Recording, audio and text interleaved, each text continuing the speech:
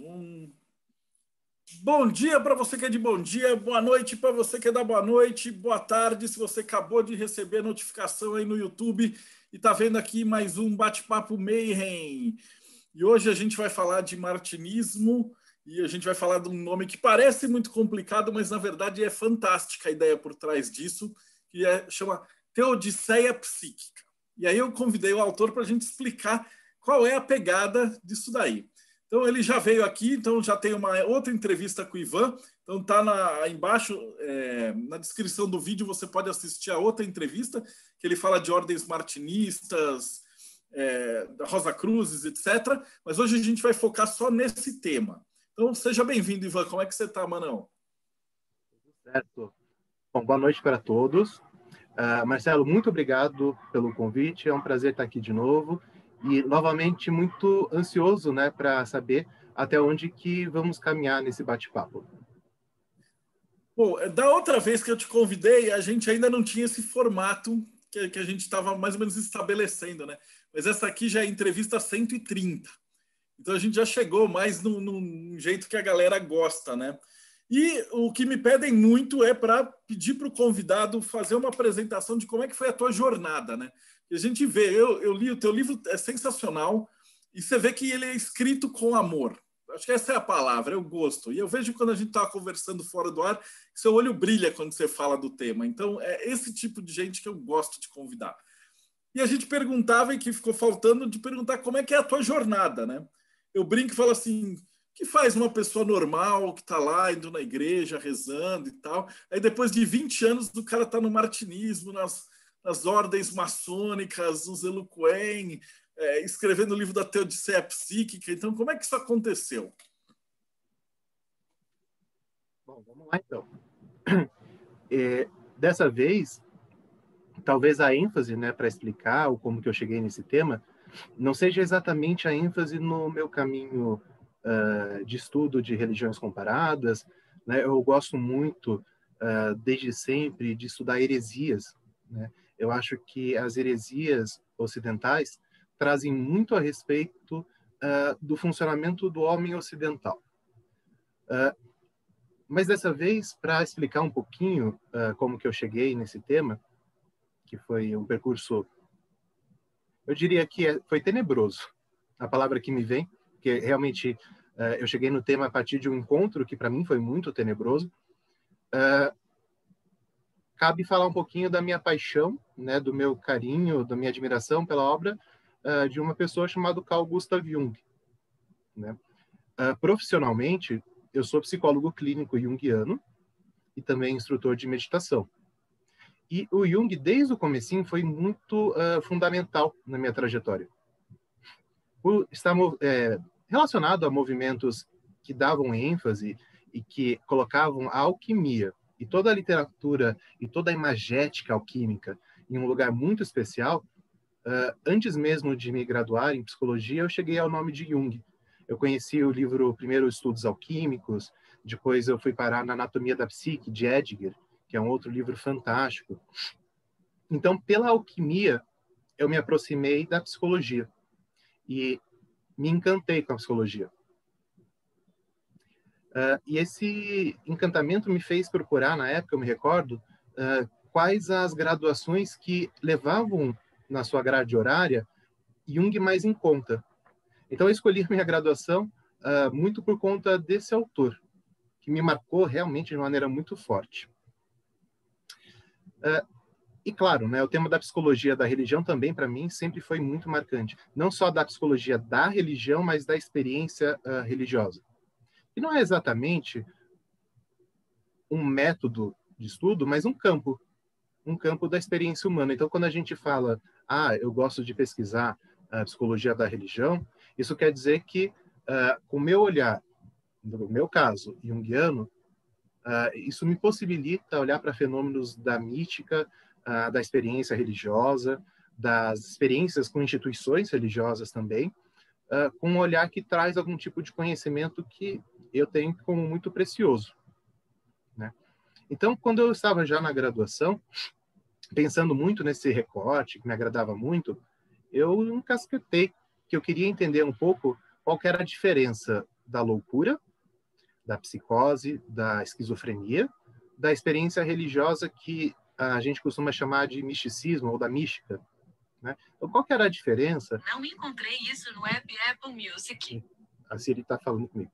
Então, qual que é a diferença entre a experiência mística, aquela experiência que você tem contato direto com Deus, ou que você tem contato com outros níveis de realidade, da loucura? Então, esse foi meu primeiro ponto de pesquisa. E eu desenvolvi uma iniciação científica em cima disso.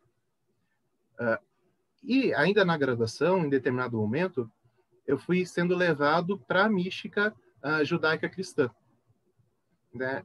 Acho que mais para frente eu trago um pouco, né, qual que é a importância de falar sobre mitos, né? Por que falar sobre mitos é tão importante? Mas fato é que eu cheguei cada vez mais próximo da mística judaica cristã, e dentro da mística judaica cristã, uma questão que sempre aparece como algo não bem resolvido é a questão do bem e do mal. E como que eu cheguei especificamente nessa questão? Foi em um trabalho que eu fiz dentro de uma penitenciária. Em determinada situação, eu me vi conversando, fazendo uma entrevista com um preso que havia sido condenado há muitos anos por vários assassinatos. Ele era um serial killer, muito famoso para a mídia. E eu me vi numa situação em que eu estava de frente para uma pessoa que a mídia e a consciência coletiva e o consenso tinha como um monstro, né? Uma pessoa que, não tenho dúvida, para mim foi muito, muito marcante, né? Mas não tenho dúvida que é uma pessoa que gera muito incômodo em qualquer pessoa que conheça a história, né? E aí eu parei para me questionar, poxa, esse cara, que era bastante religioso, inclusive, como que isso acontece, né? Como que o mal não é elaborado dentro do universo religioso, do universo simbólico religioso, e como que alguém pode ser possuída dessa forma por essas forças arquetípicas? Então, eu comecei a tatear essa questão a partir desse encontro. Eu realmente fui bastante capturado pelo tema, fiquei bastante intrigado. E aí eu desenvolvi essa pesquisa a respeito do bem e do mal, como eles são vividos pela alma humana. Depois, eu desenvolvi um outro trabalho, aí na minha pós-graduação, foi minha dissertação de mestrado, a respeito da vivência do feminino, dentro também da mística judaica cristã. E, de certa forma, é um infortúnio que seja dessa forma, inclusive, o tema do mal e do feminino, afinal, a nossa sociedade que é muito misógina, mistura, né, as figuras femininas, aquelas que são, de alguma forma, temidas ou muito menosprezadas, esses termos eles se misturam. Então, o meu trabalho, né, Teodiceia Psíquica, e depois o meu trabalho sobre Sofia, eles se complementam, né, fazem parte de uma trajetória única, né? Mas, então, para falar sobre o que é a Teodiceia Psíquica, eu acho que o melhor caminho seria tentar explicar um pouquinho o que é o psíquico, né? Acho que esse deveria ser o ponto de partida. Porque se você jogar na internet o que é a Teodiceia, acho que a Wikipédia mesmo vai responder que é um campo que estuda como que as pessoas e como que pode existir o bem e o mal em um mesmo universo. É aquela velha questão gnóstica, né? Se existe um Deus que é todo-poderoso e que é criador, e existe mal no mundo, então Deus também é mal? Como que pode existir o mal num mundo em que Deus todo-poderoso também é bom? Como que isso funciona? Né? Então, esse é o campo da Teodiceia. Falar de Teodiceia é falar da coexistência de bem e de mal em um mesmo universo. Que são coisas que nós podemos discutir o que é bom e o que é ruim. E isso vai variar de cultura para cultura. Mas que a experiência do bem e do mal, ou a percepção do bem e do mal, é uma experiência humana, é muito difícil da gente negar. Não tem como, né? A nossa experiência do dia a dia sempre vai nos mostrar isso. Então, uma vez que é simples, né, falar o que é a Teodiceia, eu acho que um bom ponto de partida realmente é trazer um pouquinho o que é esse psíquico, né? Quando a gente fala de psicologia, A gente fala de um conjunto de muitas teorias que nem todas concordam, né? Existem perspectivas diferentes a respeito do que é psique, mas a perspectiva que eu parto é a perspectiva junguiana. Então, eu queria começar falando bem de maneira despretensiosa mesmo. O que é falar sobre algo psíquico? O que é falar sobre algo da alma? Psique em grego, alma. Tá? Porque a partir dessa perspectiva, eu acho que fica mais simples entender até onde eu quis chegar nesse meu trabalho. Então, o que a gente tem quando a gente fala de psique, quando a gente fala de alma? A gente tem, ao mesmo tempo, o sujeito e o objeto de pesquisa da psicologia. E a psicologia vai estar falando sobre alma, vai estar falando sobre a psique. E o psicólogo é uma alma, né? Na melhor das hipóteses, os psicólogos têm que ter alma, né? Então, quando a gente está falando de psique, a gente está falando ao mesmo tempo de um objeto, por assim dizer, de estudo, mas também de quem está fazendo o estudo. Isso gera uma série de discussões muito interessantes. Mas fato é que para o Jung, a psique era a realidade. O Jung ele falava o seguinte, a gente tem uma matéria física, ou a gente supõe que existe.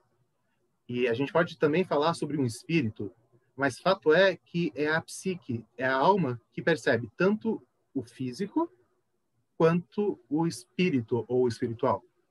A gente não sabe se o espírito realmente existe e também se a matéria existe. O que a gente sabe é que a gente experimenta dessa forma. Então, ele disse que, na realidade, a única coisa em que a teoria poderia depositar a credibilidade de ser verdadeiramente real é a alma. E isso a gente está falando sobre epistemologia, né, sobre como que a psicologia vai entender o fenômeno humano, mas nos abre um campo muito rico e que eu entendo que foi muito mal compreendido. Por quê? Porque se a gente vai numa... É uma coisa curiosa. Se a gente vai numa livraria, na seção de esoterismo, a gente vai encontrar livros sobre o Jung.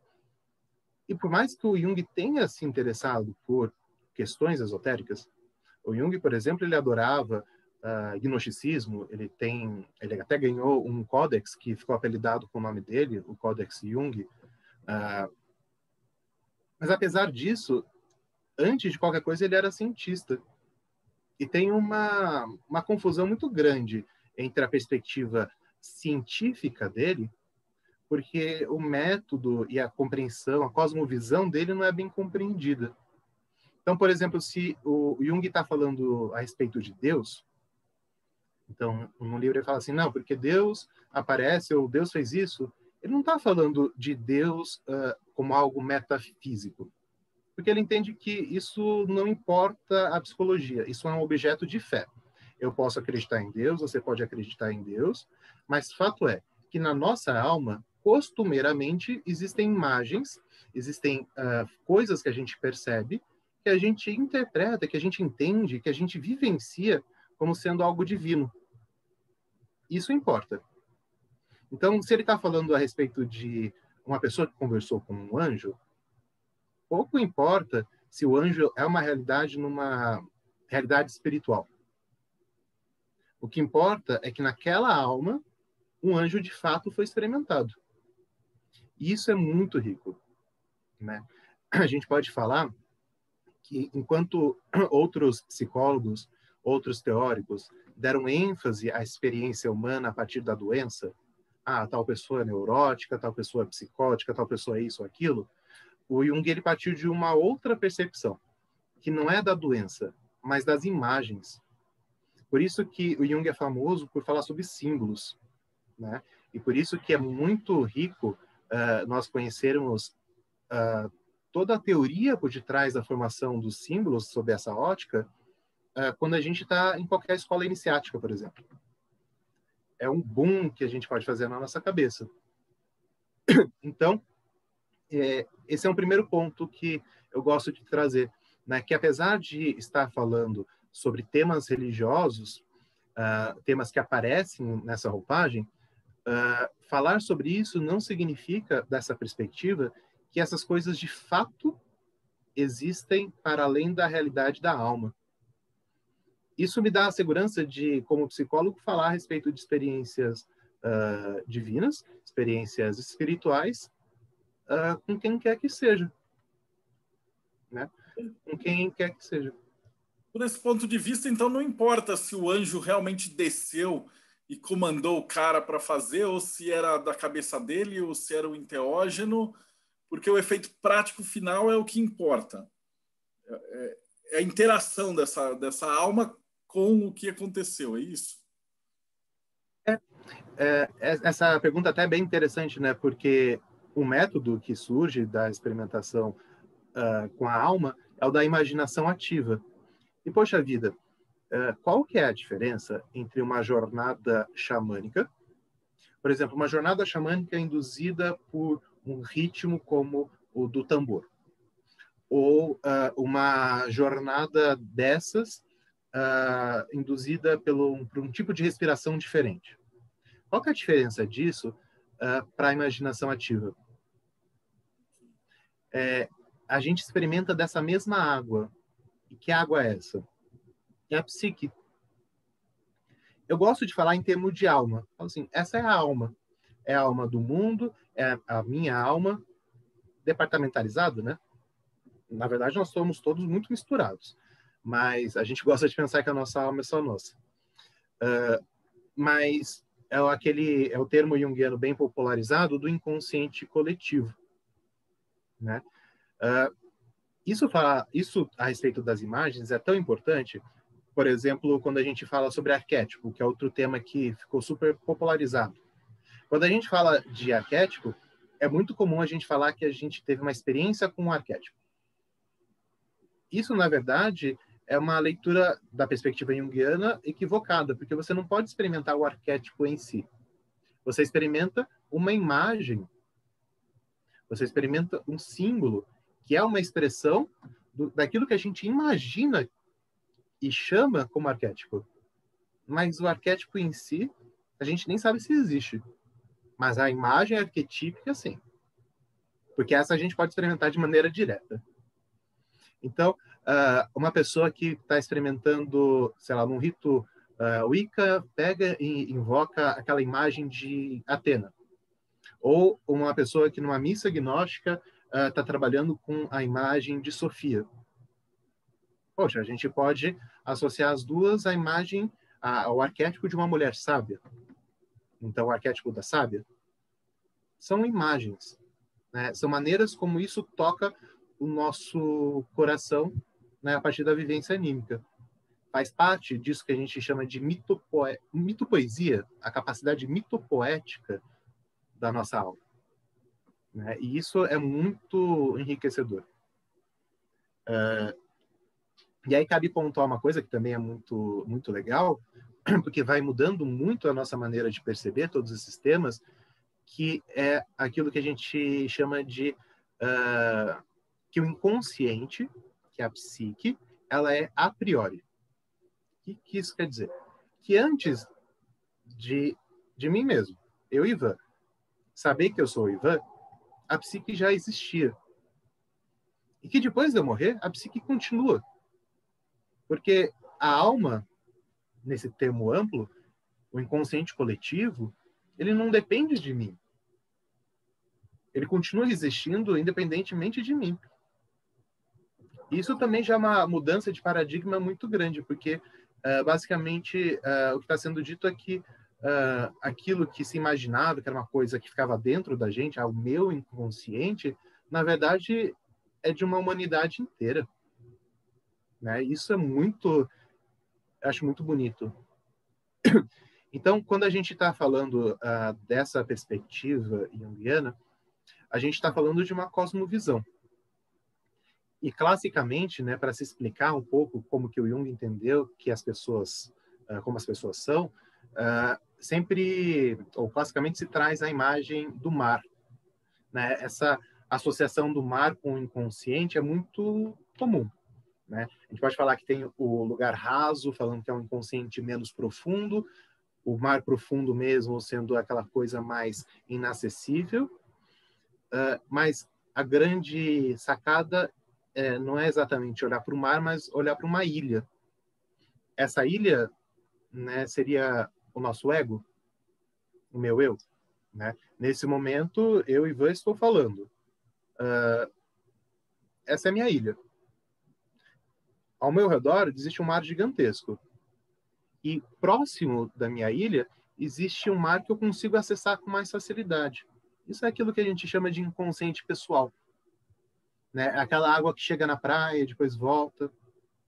Então, aí a gente começa a perceber que, apesar do inconsciente ser chamado às vezes de pessoal, ele está ligado a uma coisa muito maior.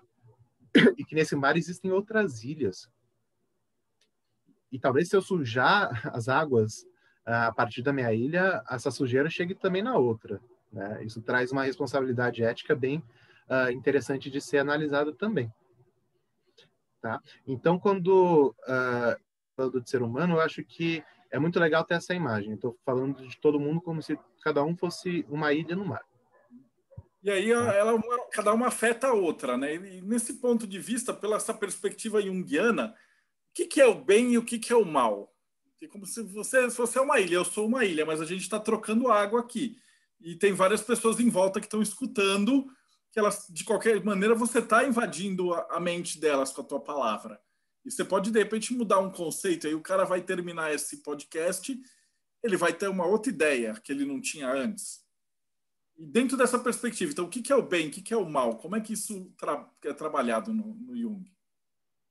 Bom, tomara, né? Porque significa que nos conhecemos, né?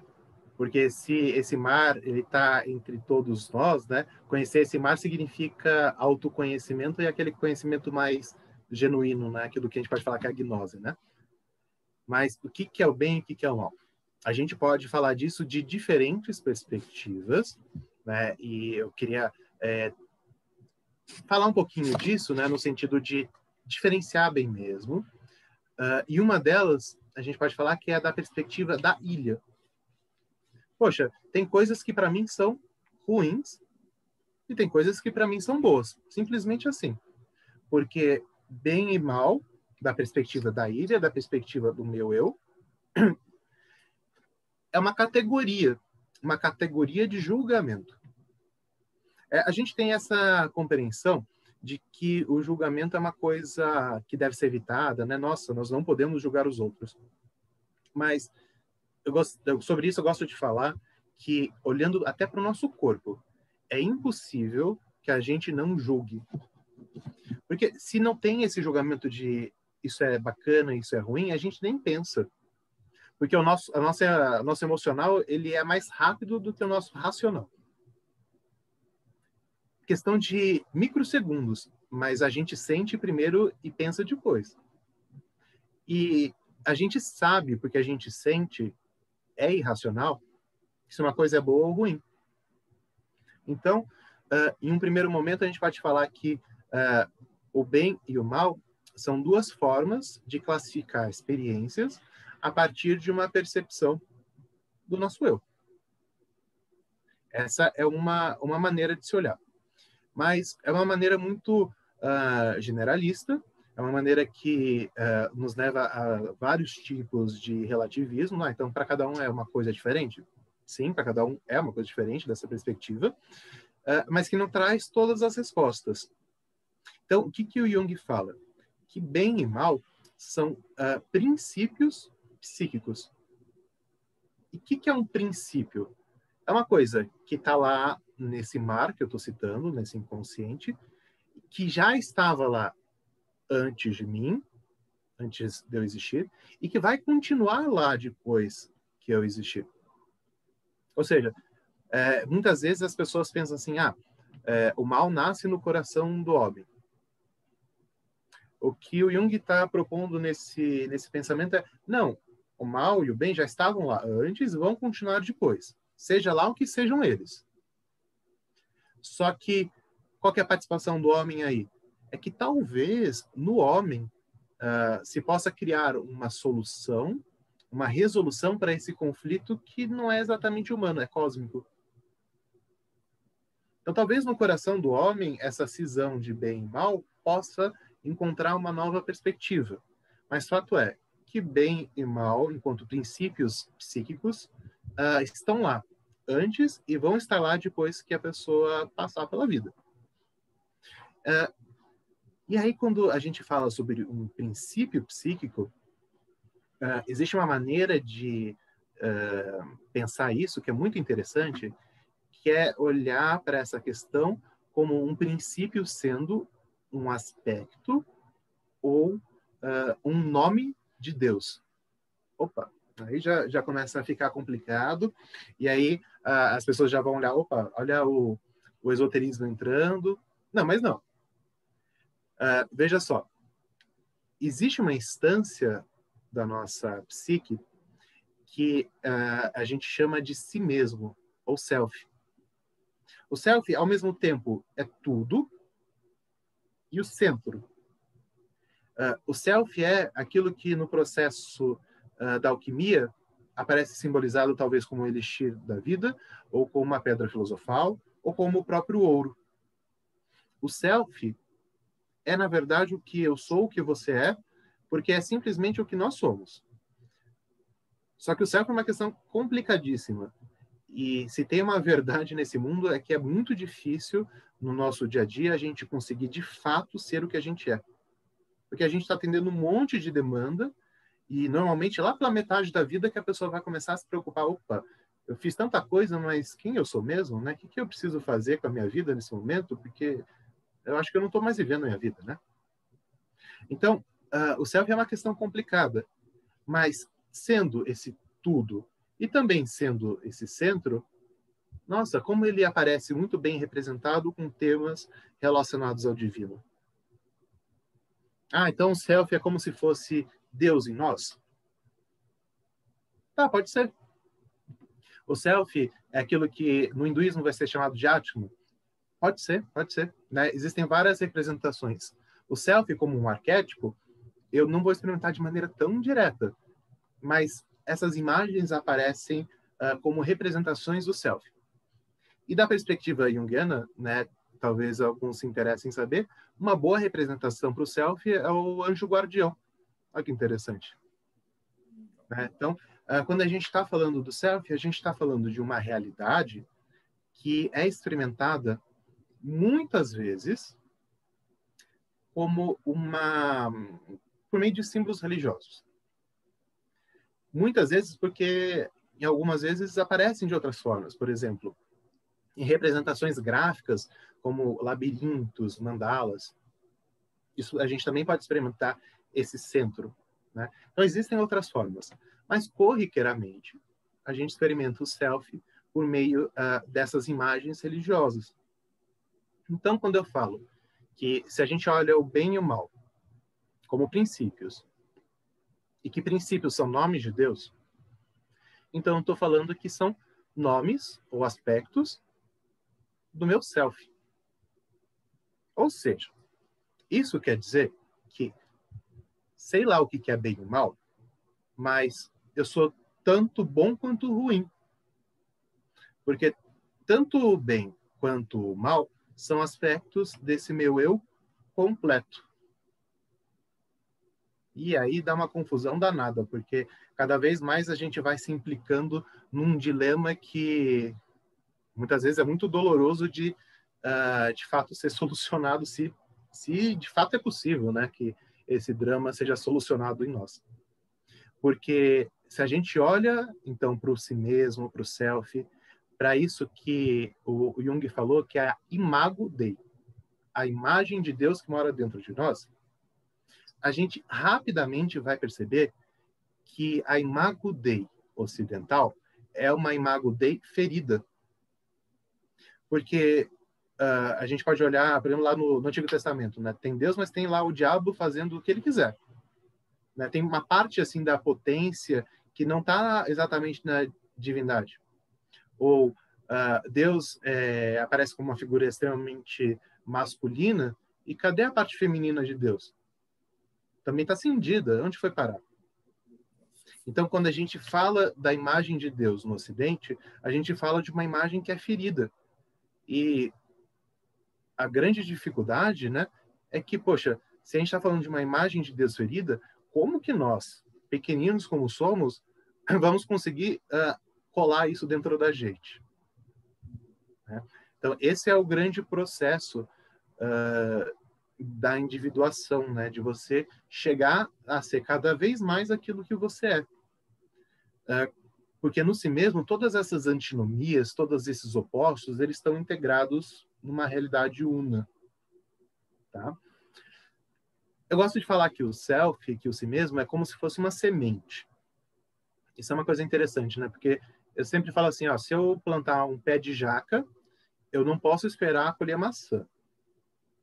O pé de jaca pode ser até que não dê jaca, porque se o solo não estiver muito propício, ou se alguém passar enquanto for mudinha e pisar em cima, não vai render.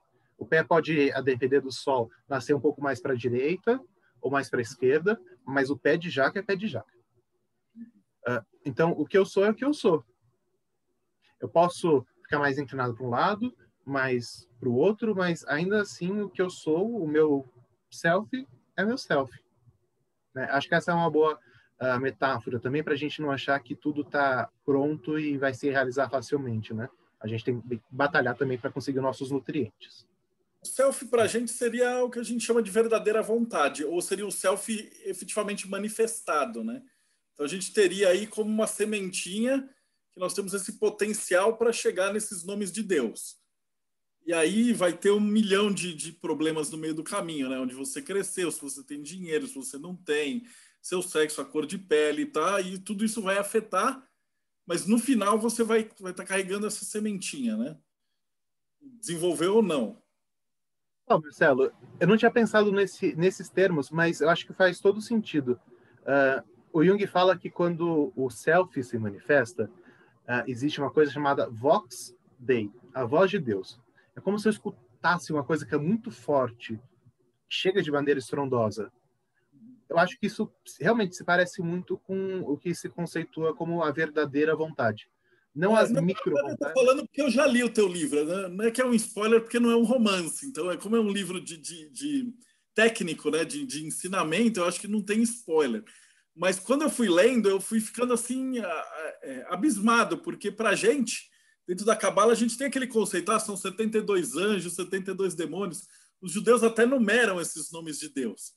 E do jeito que você falou, eu fui lendo o livro e foi fazendo aquelas explosões de cabeça. Que é exatamente o que você acabou de explicar, né? Tem a semente, que a gente chama de Tiferet, e o Jung dá um nome que é mais técnico, né? Mais acadêmico. Eu acho isso muito bonito. Que aí me vem para a próxima pergunta, que seria assim, se esse self e essas virtudes assim são o bem, a sombra seria o mal? Olha só que interessante.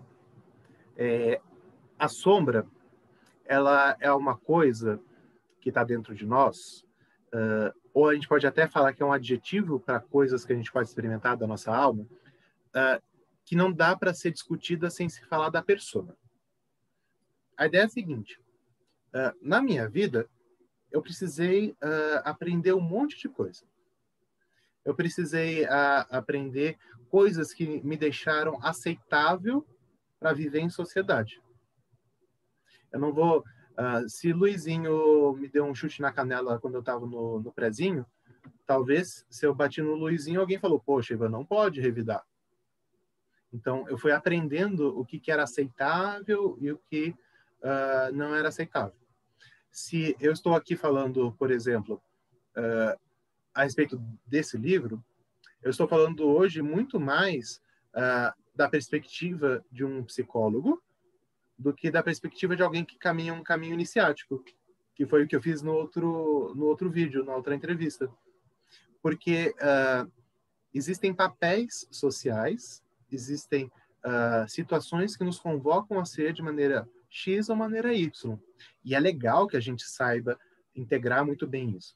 Né? Uma persona bem desenvolvida, bem resolvida mesmo, é que nem um cristal de quartzo. Se você pega um cristal de quartzo e olha para todas essas faces, em cada face você enxerga uma coisa diferente. Mas ainda assim, você enxerga o quartzo em todas elas. Ou seja, o quartzo não deixa de ser quartzo porque está se mostrando por uma dessas faces. ele ainda é aquilo que ele é, só que em um formato que talvez seja mais conveniente ou às vezes necessário para determinada situação. O ruim é quando as pessoas são fragmentadas, né? Quando a pedra cai no chão e fica uma face para cada lado, elas não se conversam e aí é uma meleca danada. Mas fato é, se eu coloco uma máscara, se eu assumo um papel social, aí eu crio sombra. Porque se eu acho e se eu me porto de determinada maneira, e tem outras coisas que eu também sou que não estão sendo abrangidas por essa maneira, por esse papel, por essa máscara, para onde que essas coisas vão parar? Onde que tudo isso vai? Não é porque, por exemplo, eu aprendi que eu não posso bater no Luizinho que a minha agressividade desapareceu. Se fosse assim, era a coisa mais deliciosa do mundo, né? Não, mas eu tive que esconder a minha agressividade. E aonde que a minha agressividade foi parar? Então, a sombra é isso, né? É o contraponto à nossa persona. Existe uma sombra coletiva, que é um contraponto à nossa cultura, e existe as sombras mais próximas desse mar mais raso em volta da ilha, uma sombra mais pessoal. Mas a sombra ela não é nem boa nem ruim. Normalmente temos medo dela. Mas a sombra simplesmente é um contraponto. Eu sempre gosto de um exemplo que me impressionou muito. Mas eu me lembro de uma psicóloga que fez uma pesquisa com moradores de rua, mais especificamente com o sonho de moradores de rua. Então ela foi coletando de várias pessoas que estavam em situação de rua o que eles sonhavam durante a noite.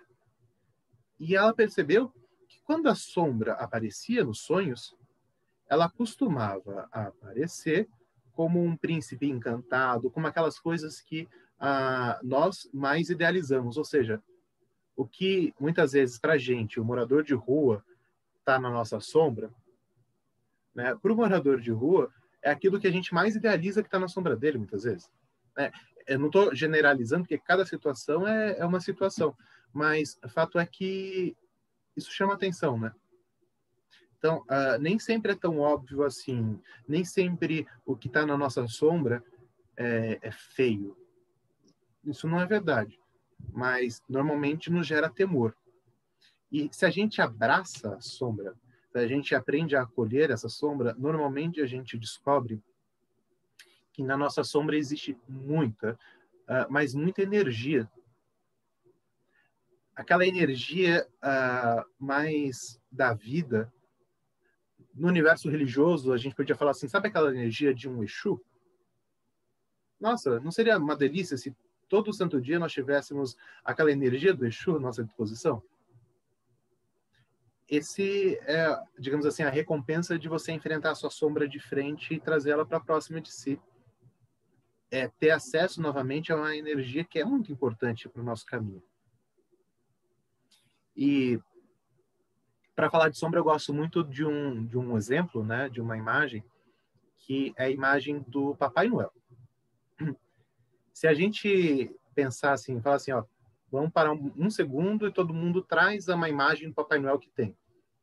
Com certeza, todo mundo pensou no Papai Noel vermelho, aquela imagem da Coca-Cola, aquilo que a gente acha que sempre foi assim, mas que realmente foi uma campanha muito bem sucedida da Coca-Cola. Mas fato é que se a gente for lá na história e tentar encontrar quem que era o santo que deu origem ao mito do Papai Noel, a gente vai descobrir que esse santo, São Nicolau, que foi um dos bispos que participou do Concílio de Nicéia, em 325, ele era um verdadeiro filho da puta. No meio do Concílio de Nicéia, ele se levantou e esmurrou a cara de outro bispo.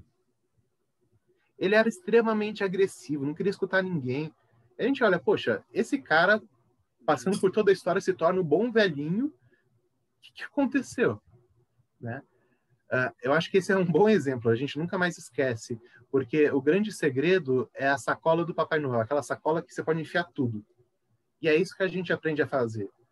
Não posso bater no Luizinho, então deixa eu jogar minha agressividade nessa sacola. Não posso isso, não posso aquilo, essas são as interdições, eu jogo tudo nessa sacola. E tudo que fica lá misturado fica meio feio. E se a sacola está muito cheia, eu gasto muita energia puxando essa sacola. Se eu tivesse simplesmente essas coisas fora da sacola, eu podia ter muita mais energia, por exemplo. Né? Não tenho só o trabalho de manter aquelas coisas, de esconder aquelas coisas, mas também de segurar essas coisas escondidas depois. É uma puta furada, mas a gente se enfia nessa.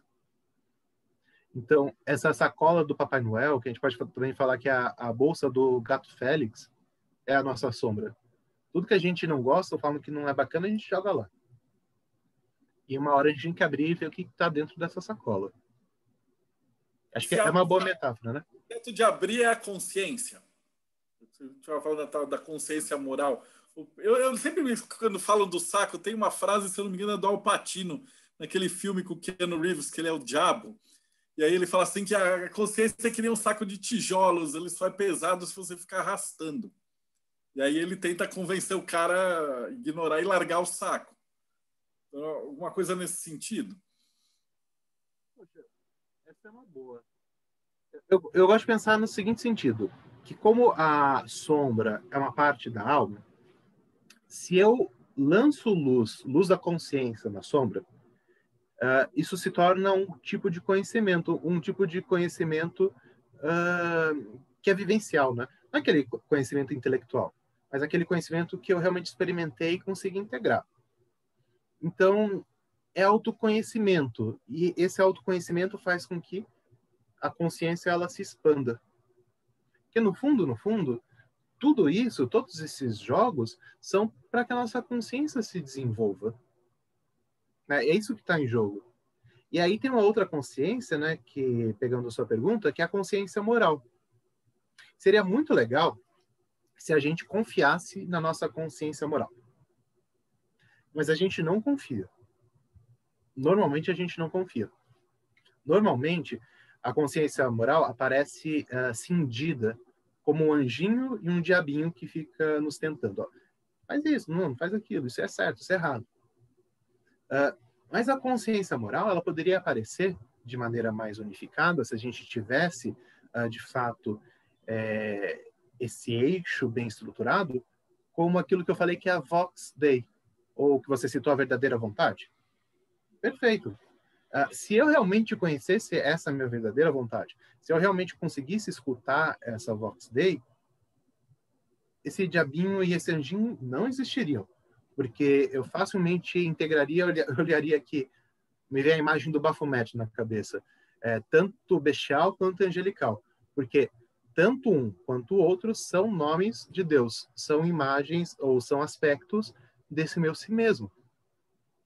Então, quando a gente fala sobre uma consciência moral, a gente está falando de uma situação em que tudo, talvez, todas essas tensões possam dar origem a uma solução que é minha.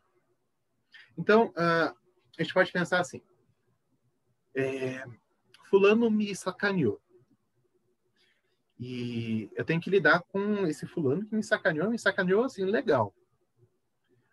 Para minha ilha, para o meu eu, para o meu ego, eu posso virar e falar assim, putz, esse fulano aí, ele não é uma pessoa bacana, eu quero ele longe, então vou me afastar. Para minha alma, que pode ser sombria, talvez ela queira que você vá lá e dê na cara do fulano, tal como São Nicolau deu na cara lá do bispoário lá no Concílio de Nicéia. Ela pode estar extremamente raivosa. Para um outro elemento que eu não falei, vou introduzir agora, que é a consciência coletiva, talvez a resposta seja, o perdão é importante. Então, a consciência coletiva está falando, perdoe. Eu estou pensando, vou cair fora, não quero o contato com fulano. E minha alma está falando, meta a mão na cara dele. Putz, e o que eu faço no meio de tudo isso? Qual que é a voz que é capaz de unificar todas essas vontades, todos esses impulsos? Essa é a Vox Dei. É o que a gente pode receber do nosso si mesmo. É aquilo que a gente chama na psicologia analítica de função transcendente, porque vai transcender essa situação toda. E a função transcendente é a função da alma que cria símbolos, que inaugura símbolos.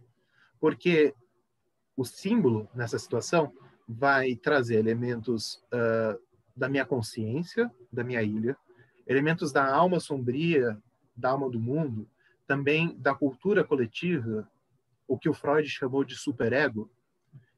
Então, essa solução, que é simbólica, ela traz elementos sintetizados de todos esses aspectos. E até por isso que é muito difícil você chegar a essa consecução, alcançar essa realização simbólica, porque lidar com todas essas tensões é doloroso. Então, quando a gente fala de consciência moral, na vida cotidiana, a gente está falando de um problema, porque ela se manifesta de maneira dual, tentando te levar para um lado ou para o outro. É que nem no tarô a carta dos enamorados. Putz, para que lado eu vou? Só que na carta dos enamorados tem um anjo em cima. Né? Na correspondência cabalística da escola francesa, a letra é Val, é o gancho. Se você consegue se enganchar na vontade desse anjo, você sai dessa dualidade, dessa necessidade de escolher um lado. Você transcende. Acho que é um bom símbolo para a função transcendente.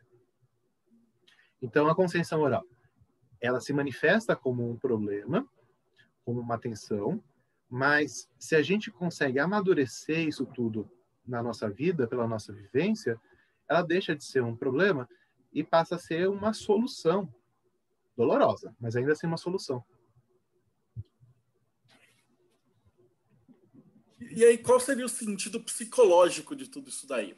E também fazendo aquele paralelo, e se tiver mesmo um anjo e um demônio de cada lado falando com você, tem diferença? Olha, aquilo que eu falo que é um anjo, né, é um anjo porque eu estou experimentando dessa forma. Aquilo que eu tô falando que é um demônio porque eu estou experimentando dessa forma. Se é anjo ou demônio fora da psique, eu sei lá. Né? Tem diferença? Putz, eu diria que tem um sentido, tem um propósito. Né? É que nem a história do daimon o daimon aristotélico. Se uma pessoa ela está seguindo um caminho e de repente aquele não é o caminho da vida dela, era a função do daimon aristotélico chegar e quebrar as pernas do cara. Olha, você está indo para uma direção que não é a sua. Isso era ruim? Em última análise, não, né? Ele fazia com que você voltasse para aquilo que era seu destino, era a sua vocação. Eu gosto dessa palavra, né? Vocação. Então, dessa perspectiva do eu, da ilha, esse julgamento, a gente sempre vai cair num relativismo. Né? A gente sempre cai nesse lugar que é difícil, que nos mantém na tensão.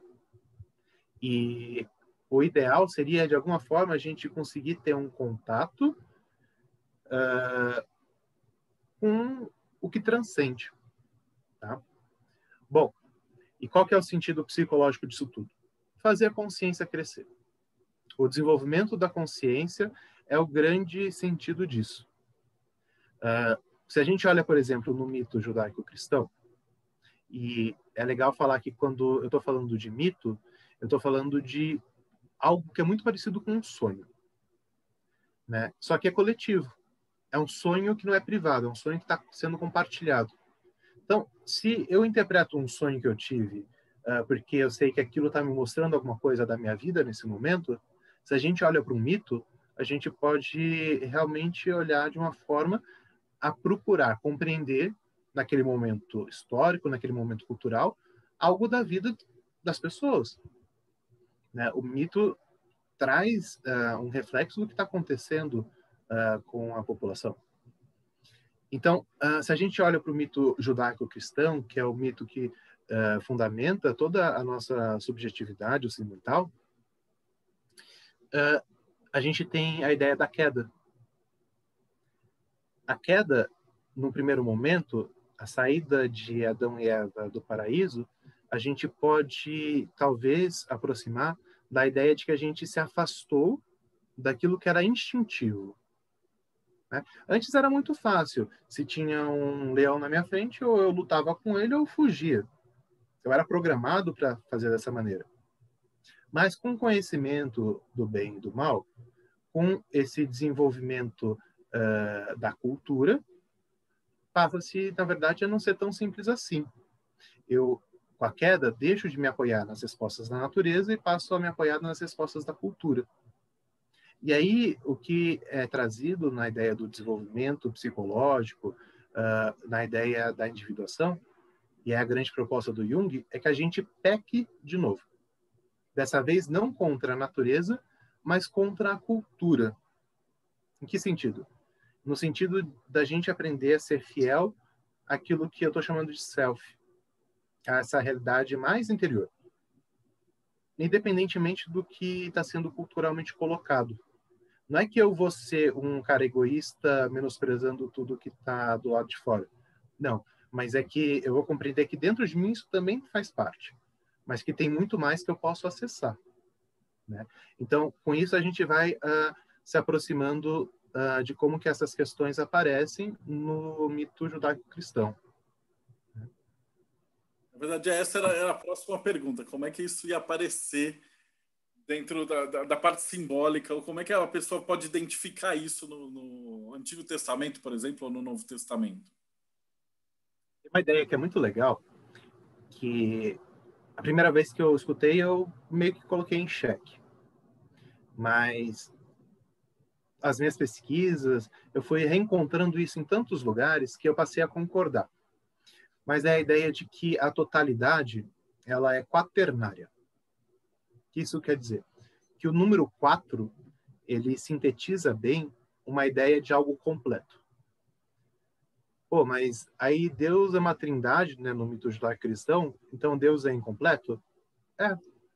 Nem o diabo, nem a sabedoria, a Sofia, estão inclusas nessa trindade. Então, opa, cadê esse quarto elemento que foi deixado de lado? Então, quando a gente vai olhando no mito judaico-cristão, e aí eu sei que as pessoas que estão acostumadas com a vivência religiosa se incomodam com isso. Mas a gente tem que sempre pontuar. Não estou falando de Deus, eu estou falando daquilo que aparece na psique, né? Eu estou falando da realidade anímica, eu não estou falando de nada metafísico, né? Então, quando a gente olha para o mito, a gente vê que tem um feminino, por exemplo, que é autônomo. O que isso quer dizer? Poxa, Rua Elohim, o Espírito de Deus, que é aquele Espírito coeterno, que aparece depois como o Logos joanita, ele está lá pairando sobre as águas. Ou depois, quando Deus cria todo o universo, no 7º dia ele para admirar o universo, para admirar a criação, fica meio surpreso. Opa, peraí, foi ele que criou, e como assim ele fica surpreso? Né?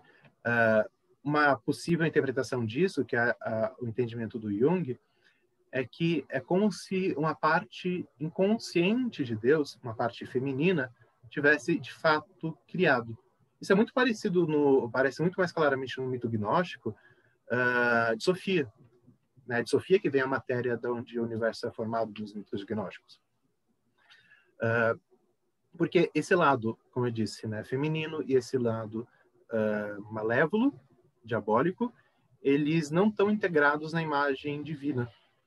Um bom emblema disso, um bom símbolo para isso, porque sintetiza tanto o feminino quanto o malévolo, o diabólico, é Lilith. Né? Lilith é um baita exemplo daquilo que não está incluso na imagem de Deus, nesse momento, que é meio que deixado de lado. Né? Acho que nesse momento do mito é a melhor imagem.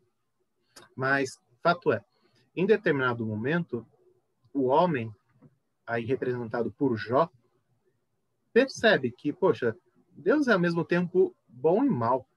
Tanto que eu tento fazer tudo direitinho, dá tudo errado, estou aqui sendo punido. É melhor eu ficar aqui quietinho. Né? E para o Jung essa é um grande momento do desenvolvimento do mito, porque a partir desse momento, para Deus fica insustentável ser como ele estava sendo. E como que ele responde isso?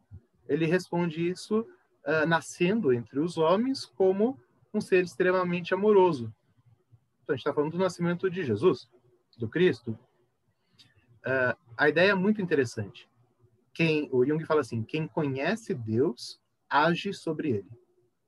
Jó olha para Deus, saca, olha as antinomias, percebe que, poxa, tem dois nomes de Deus aí, tem características contraditórias nesse ser todo-poderoso. Isso força com que a imagem de Deus cresça, evolua, siga para frente. Então, a imagem de Deus ela vai se transformando e, de repente, ela vem com uma figura extremamente amorosa, que se leva um tapa, dá outra face para receber o outro tapa, né? Olha que mudança completa do paradigma. Só que o problema do mal continua, né? O problema do mal ainda não foi solucionado. Se a gente olha para o mito judaico-cristão, né, é um mito novo, né? Olhando para o cristianismo, 2000 anos, para a história de um mito, é um mito que começou ontem. Então, a gente pode pensar que ele ainda não encontrou uma solução para esses problemas, para essas questões. Tanto que, no final, né, a gente pode olhar para o Apocalipse de João como uma grande reviravolta, né? Quando esse lado mais sombrio pega e dá aquele bote contrário, porque o Jesus que aparece no Apocalipse é um Jesus vingativo, guerreiro, completamente diferente do Jesus dos Evangelhos. Destoa, né? E o feminino aparece com a mulher solar, é muito diferente, porque aí tem outra ideia junguiana, né? Que quanto mais a consciência ela é cristã, mais o inconsciente é pagão. Porque aquilo que não está na minha consciência está no meu inconsciente. Está ativo lá, trabalhando de alguma forma. Tem uma outra pergunta, assim, que no teu livro você fala muito do ponto de vista martinista, mas eu anotei aqui, para a gente entender como é que é essa visão pela perspectiva martinista, eu preciso te perguntar primeiro o que é o Tratado de Reintegração dos Seres. Que tanto se fala, e você fala bastante do livro, mas dá uma explicação explicada para a gente rapidinho, o que seria esse tratado, e aí daí começa a fazer essa junção, né? O Jonatas e o Ed perguntaram, aí eu estou segurando as perguntas dele justamente porque sem entender o que é o Tratado de Reintegração, não dá para chegar nesse ponto de vista. Perfeito. O Tratado da Reintegração dos Seres é uma anotação que a gente pode pensar que não foi necessariamente editada daquilo que Martinez de Pasquali estava ensinando. O Tratado da Reintegração é um comentário a respeito dos textos bíblicos. E, por essa razão, Robert Amadou chamou o Tratado de Reintegração como um midrash. Não um midrash judaico, mas um midrash judaico-cristão. E o Tratado da Reintegração é uma obra incompleta. É uma obra que também não tem um desfecho, porque Martinez de Pasquali deixa a França, vai para o Haiti em determinado momento da vida para receber uma herança e realmente não traz um desfecho, está faltando um pedaço do tratado. Bom, mas para entender o tratado, a gente tem que entender quem que era Martinez de Pasquali. Martinez de Pasquali, ele era um maçom com uma perspectiva de maçonaria mágica do século XVIII, e aí eu faço menção, né, a outra entrevista que eu dei sobre a maçonaria de Memphis Misraim, porque eu contextualizo bem lá o que estava acontecendo nesse período, e eu também cito o Pasquali, o próprio Pasquali na entrevista. Então, ele é um personagem que aparece nesse momento da história da França e começa a erguer templos em várias cidades, em Lyon, Paris, Montpellier, e esses templos eram dedicados a uma obra que, na época, estava muito em voga, que era teúrgica. Então, quando a gente fala de Martinez de Pasquali, a gente está falando de um teurgo. O que é um teurgo? Um teurgo é um cara que, por meio de ritos, que seguem regras muito específicas, então, por meio de rituais, de cerimoniais mágicos, procura alcançar Deus.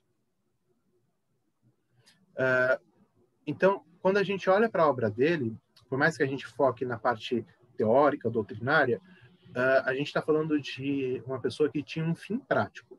Que fim prático era esse? Ele queria experimentar Deus.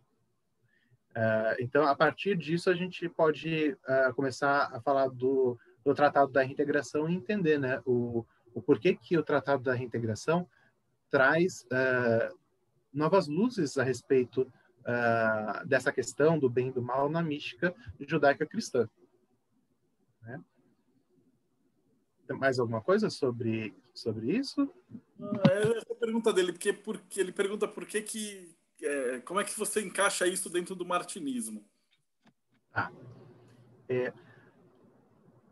O Midrash do Pasquali, ele foi escolhido por mim no momento que eu estava fazendo essa pesquisa para ilustrar e trazer novos elementos para essa discussão. Por quê? Para começar, porque me chama a atenção que para o Martinez de Pasquali, Deus tem uma essência que é quádrupla. Ou seja, a gente já começa com a ideia de que Deus tem uma natureza quaternária. Isso já me chamou a atenção lá no comecinho. Poxa, se a compreensão é quaternária dentro da mística cristã, será que ele vai encontrar outras soluções simbólicas para esse dilema do bem e do mal?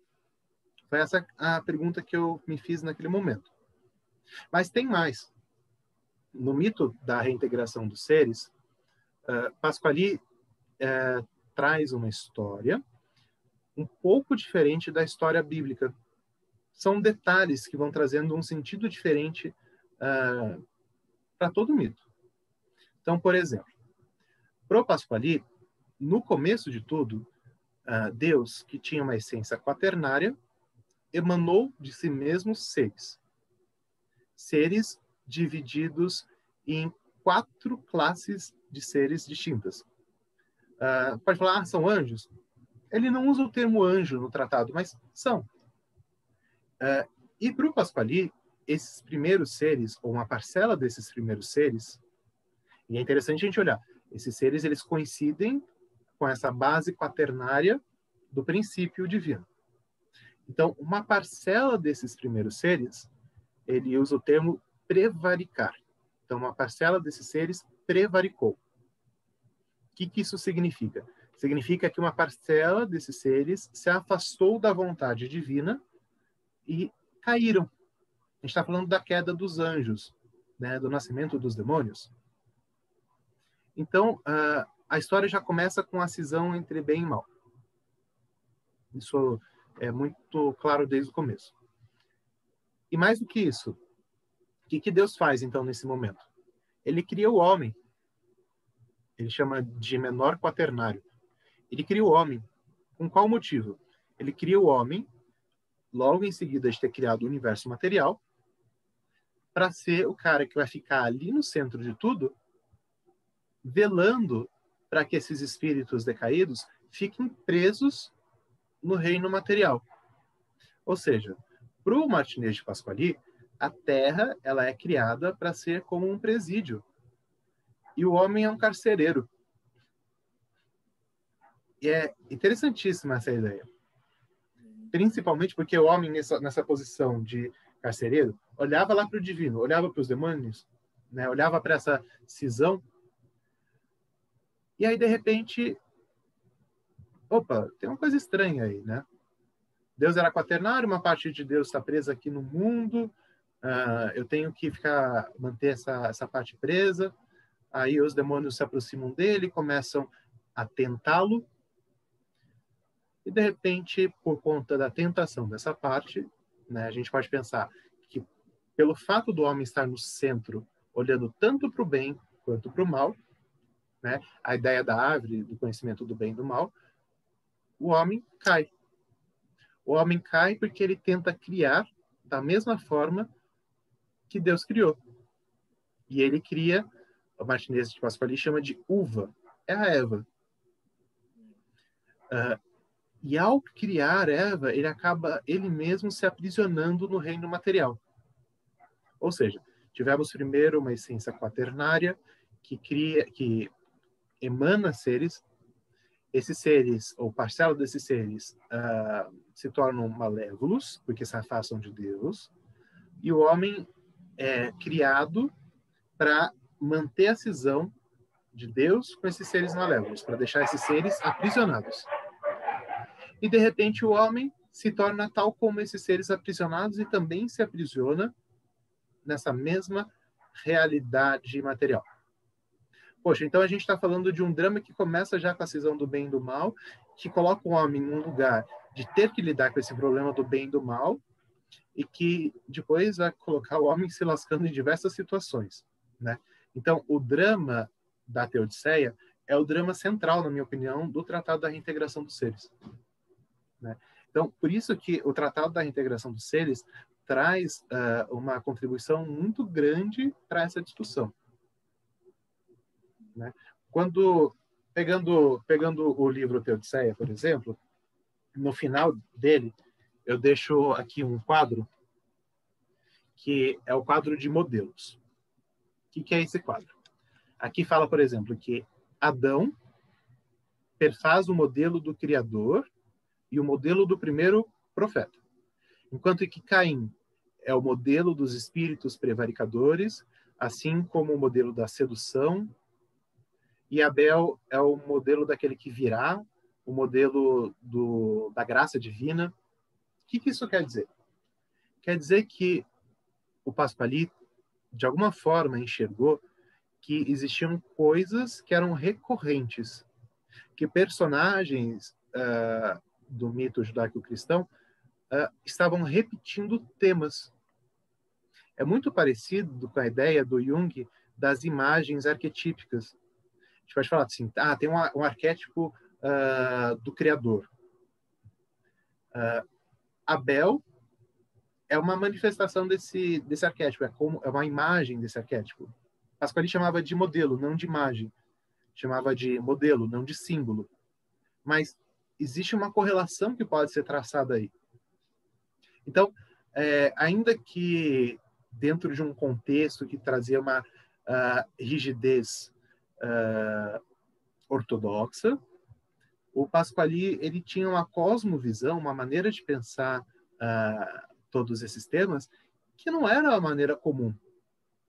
E aí tem gente que vai falar, Pasquali ele era cabalista, Pasquali ele foi influenciado pela numerologia pitagórica, Pasquali aquilo, isso, e eu super defendo que, na verdade, Pasquali era Pasquali. A escola dele, ela tem que ser olhada só por ele, sem fazer comparações, porque senão a gente se embanana mais do que ajuda. É difícil compreender Pasquali, é realmente muito difícil, só que ele é um pensador que se fecha em si mesmo. Ele é um cara que pensou um pouco fora da curva e que, se a gente usar de referências de outras tradições para tentar entendê-lo, talvez a gente se embanane mais do que consiga crescer no pensamento. Tá? Faz sentido? Eu estou anotando tem bastante perguntas, mas tem algumas que não tem a ver. Eu vou deixar esse vídeo curto, porque a gente vai jogar ele no Catarse e tal. Então, eu sou suspeito para falar, porque eu já li o livro e ele está fantástico. Então, a terceira parte da entrevista era perguntando, né, como é que a gente acha esse livro. Então, eu vou falar, essa é a segunda edição, a primeira edição está esgotada, né? E a gente decidiu fazer ele bonitão, 16 por 23, capa dura, ele vai estar lindão e vai estar junto com outros livros que a gente vai fazer um financiamento coletivo agora. Então, se você chegou agora no vídeo, você pode olhar embaixo, vai ter o link de onde você vai conseguir adquirir esse vídeo, né? O Lucas está falando, eu estou jogando dinheiro na tela, mas não está saindo o livro, né? Quando é que fica pronto? A gente vai começar agora dia 3 de fevereiro e vamos ficar 45 dias, que ele já vai estar indo para a gráfica enquanto vai estar fazendo, para ver se a gente consegue colocar na mão do pessoal já em abril mesmo, né? Sem maiores atrasos, porque ele já está pronto, já está todo diagramado, todo montado, e eu acho que vai ser uma maravilha. Ivan, brigadão. Eu vou só despedir do pessoal aqui, depois a gente abre os microfones para o pessoal falar, mas valeu, a explicação que você deu foi perfeita, né? A Flávia colocou, deve ser um professor nato. Obrigado.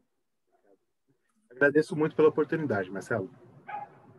Eu que agradeço, cara, é uma aula maravilhosa. Então, para você que ficou com a gente até agora, não esquece, apoia os livros. Ele está como livro de alquimia, porque, na verdade, são 5 livros que eles estão todos girando ao redor desse conceito de bem e mal, verdadeira vontade, alquimia. Vai ter um tarô egípcio, então dá uma espiada. Tem um romance com elementos de umbanda, de sobrenatural. Então está uma coleção muito boa. Tem até um livro de Goécia estelar que o Léo pegou e fez a adaptação dos Goécios para o Le Mugueton, que era um livro babilônico. Então assim, eu sou suspeito porque eu que estou organizando, mas se não fossem livros muito bons, eu não estaria organizando, né? Valeu, gente. Brigadão, Ivan. Eu vou despedir, depois já abro para vocês.